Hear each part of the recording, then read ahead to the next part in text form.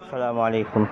যারা বলতেছেন যে হুজুর এই ভুল তো বহু তদবির করছি, কোনো ফলাফল আসে না, বহুত বশীকরণ করছি, কোনো মতে আমার স্ত্রী বা স্বামী বা প্রেমিক প্রেমিকা কাউকে আমার বাধ্য করতে পারি না, আমি বলবো আপনাকে এই কাজটা আপনি করেন।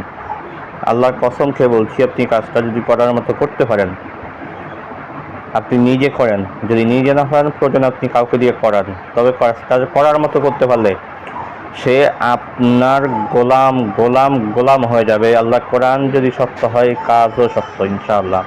যেটা হাজার হাজার প্রমাণ আমার ইউটিউব চ্যানেলগুলোতে আপনি বললে দেখবেন। শত শত মানুষের সাংসারিক জীবন আলহামদুলিল্লাহ সুখের হয়েছে। তার স্ত্রী তার গোলাম হয়ে গেছে, স্বামী তার গোলাম হয়ে গেছে, প্রেমিক প্রেমিকা তার একে অপরের জন্য পাগল করা হয়ে গেছে।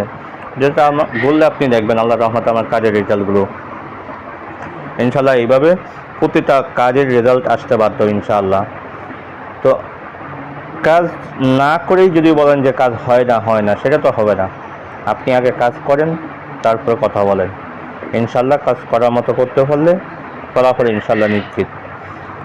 তো আজকে যে কাজটা আমি দিলাম, এটা খুবই মারাত্মক, খুবই পাওয়ারফুল একটা কাজ, যেটা দূর থেকে পৃথিবীর অপর প্রান্তে, যে প্রান্তে থাকুক, সেখান থেকে সে আসতে বাধ্য হবে।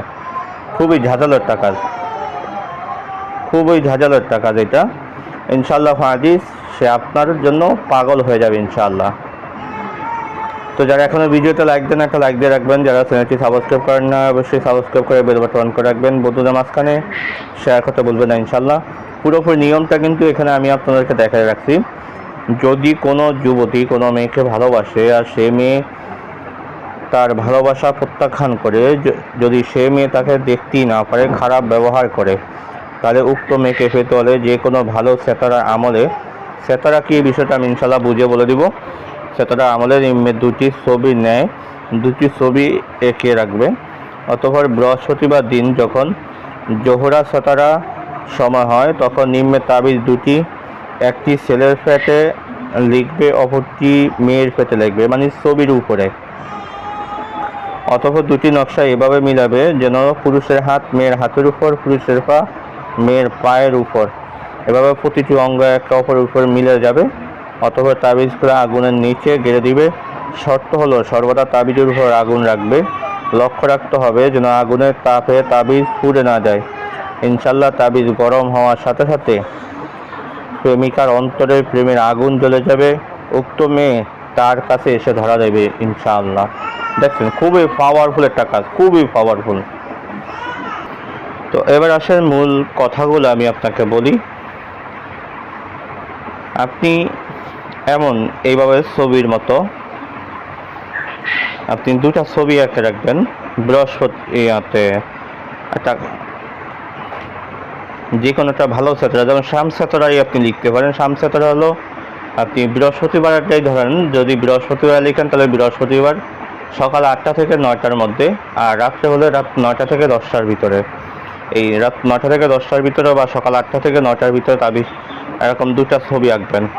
ছবি এঁকে এই নকশাটা ছেলের পেটের উপরে, আর এই নকশাটা মেয়ের পেটের উপরে নকশাটা লিখবেন। এইভাবে লিখে রাখবেন। লিখে রেখে এই নকশাগুলো আপনি যে কিতাবে যেই দেয়া আছে নিয়ম অনুযায়ী আপনি আগুনের ভিতরে গেড়ে রাখেন।